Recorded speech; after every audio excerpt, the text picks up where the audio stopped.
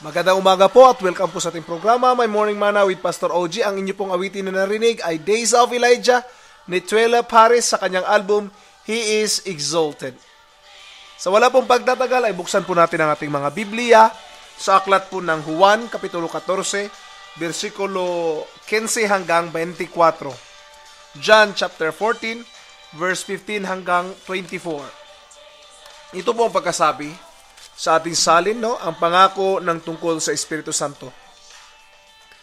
Kung iniibig ninyo ako, tutuparin ninyo ang aking mga utos. Dadalangin ako sa Ama, at kayo'y bibigyan niya ng isa pang patnubay na magiging kasama ninyo magpakailanman.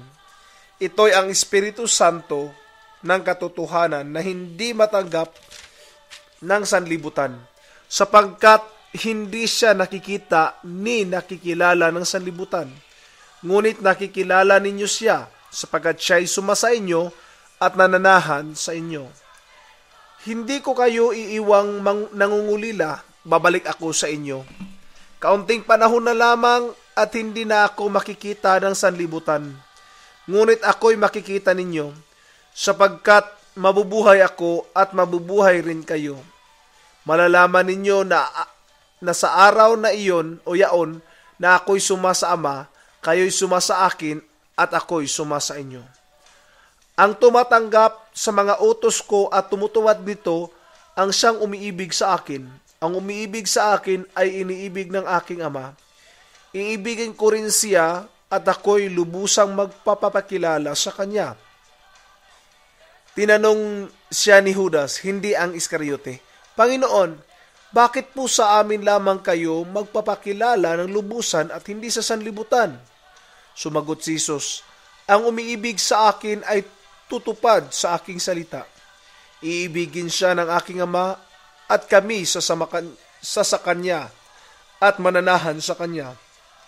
Ang hindi umiibig sa akin ay hindi tumutupad sa aking mga salita. Hindi akin ang salitang narinig ninyo, kundi sa Amang nagsugo sa akin. Sa umaga pong ito ay pag-uusapan po natin tatalakayin natin yung will you obey? Susunod ka ba? May mga panahon po na maging ang mga alagad ni Jesus Christ ay sinabihan niya, ang tunay na aking mga alagad ay yaong sumusunod sa aking mga salita. Be ye doers of the word, not just hearers. Maaring magtatanong tayo, Pastor, ano bang ibig sabihin ng doers of the word? Doers of the word is the people who have faith in God, believing that every word of God is a promise that needs to be done, and God will fulfill it if we will obey them.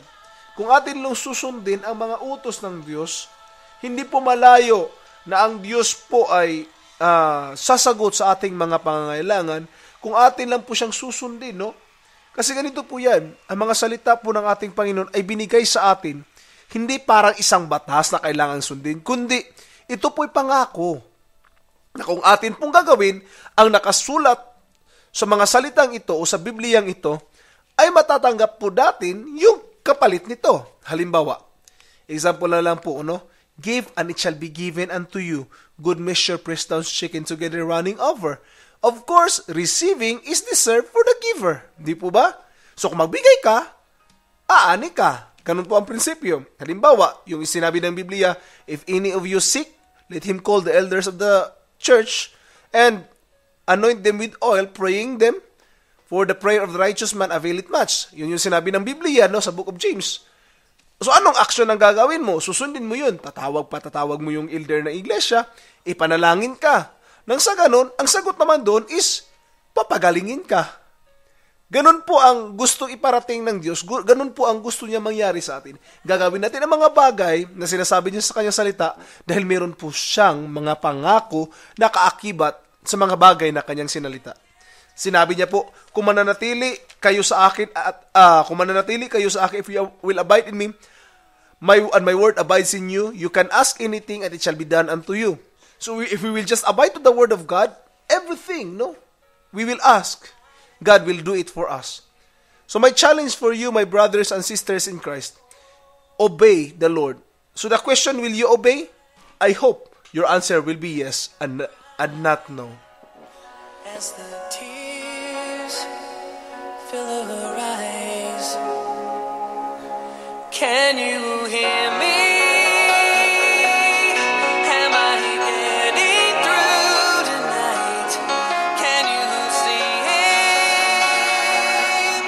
Can you make it feel alright? Minsan pa pong nagbabalik ang inyong lingkod, Pastor OG. Ang inyo pong awitin na narinig ay He's My Son ni Mark Skolch sa kanyang album na Mark Skolch. Without further delay, pagpatuloy po natin yung naumpisahan natin, no? Yung ilang biblical truth na gusto ko pong banggitin at ibahagi sa inyo sa umagang ito.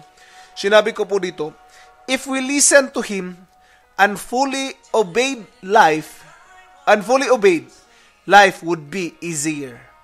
Kung tayo po ay makikinig sa Kanya at susunod sa Kanya, mas madali po ang buhay. Hindi po mahirap. Napakadali po.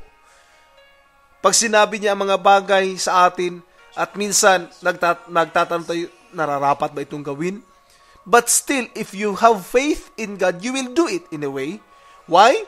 Because you believe that God will do His part if we will just do our part. Obedient is not a harsh word, nor a domineering word. It's not difficult to understand, no? It's not a domineering word to the heart, fully submitted to His will. Kung ang puso natin is submissive sa Panginoon, then it's not difficult. Remember that in anger, Moses struck the rock to get the water, rather than just speaking to it as God had commanded. And as a result, he forfeited the privilege of entering the promised land with his people. We can read it in the book of Numbers, chapter 20, verse 7 to 12. Jonah, we already know Jonah. He disobeyed an order to go to Nineveh and was given 3 days to think about his choice. But remember, the choice is done inside the stomach of the big fish. Now, my question is, what does it take for us to obey Him? Will we obey simply because we love Him?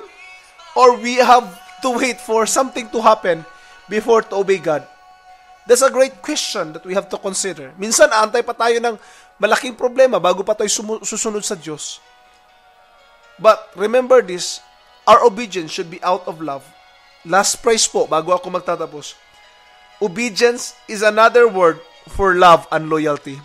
If we love God, and if we are loyal to His word, if we are faithful to His word, we will obey Him completely and fully submitted to His will. God bless po.